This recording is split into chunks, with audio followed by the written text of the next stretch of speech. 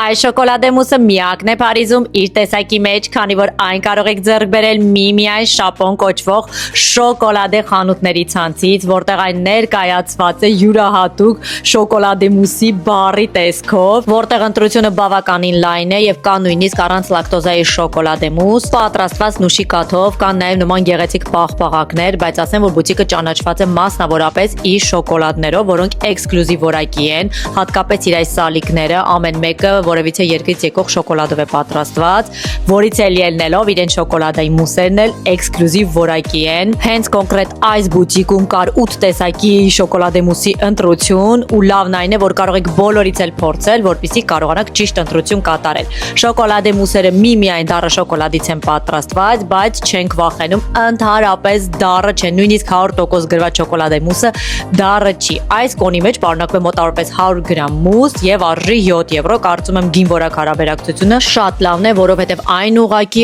անմահական էր, քաղցրը չափավոր, ընդհանրապես ծանր չէր, յուղոտ չէր, չգիտեմ, իդեալական, գնահատում եմ 10-ից 10, որովհետեւ ես երբևէ նման կարգի մուս չէի կերել, այն էլ եւ որպեսզի վերցնես եւ ձեռքի վրա ուտես ինչպես պաղպաղակը, անպայման պետք է այցելեք այս սրան, ասում եմ, գալ Փարիզ եւ չուտել,